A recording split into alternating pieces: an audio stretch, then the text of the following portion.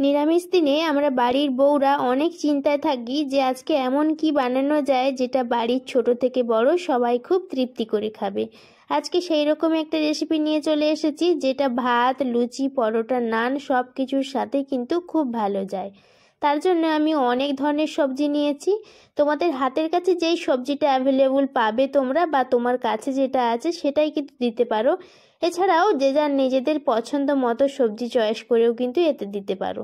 আমি এখানে নিয়েছিলাম বরবটি, ফুলকপি, গাজর, তার সাথে নিয়েছিলাম পটল, আলু। সবগুলো একদম লম্বা লম্বা করে কেটে নিয়েছি।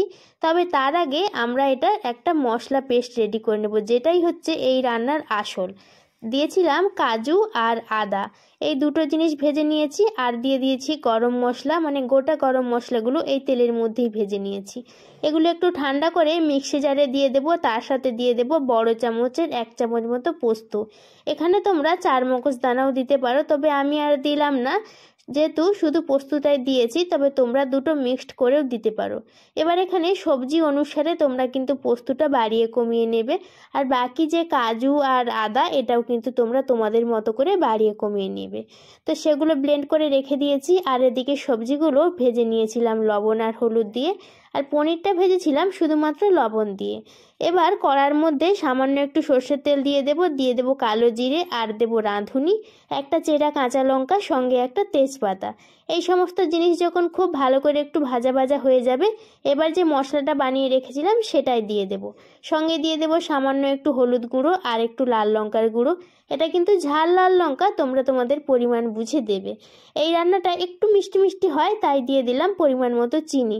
সবগুলো দিয়ে ভালো করে কষিয়ে নিয়ে এবার সবজিগুলো দিয়ে মশলার সাথে খুব সুন্দর করে মিশিয়ে নেব। সবজিগুলো মেশানো হয়ে যাওয়ার পর দিয়ে দেব 1 চামচ মতো টক দই। টক দইটা কিন্তু অপশনাল, তোমরা চাইলে কিন্তু স্কিপ করে দিতে পারো। তারপর একটু জল দিয়ে খুব ভালো করে ফুটিয়ে যখন গ্রেভিটা একদম গাঢ় গাঢ় হয়ে যাবে, তখন দিয়ে দেব গরম মশলা আর তার সাথে 1 চামচ মতো ঘি। দিয়ে সবজিগুলোর সাথে খুব ভালো করে নাড়াচাড়া করে ঢাকা দিয়ে দেব প্রায় 5 থেকে 7 মিনিটের মতো। এই পর্যায়ে গ্যাসের আঁচটা কিন্তু একদম সামান্য রাখতেও পারেন। তবে ঝোল যদি একদম শুকিয়ে যায়, মানে রসটা যদি একদম শুকিয়ে যায়, তাহলে কিন্তু গ্যাসটা অফ করে ঢেকে রাখবেন।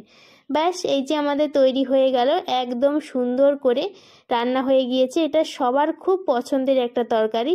আর নিরামিষ দিনে এটা অতি অবশ্যই বাড়িতে বানিও, আর আমাকে জানিও কেমন লাগলো। আজকে এই পর্যন্তই, দেখা হবে খুব শিগগিরই নতুন একটি ভিডিওতে।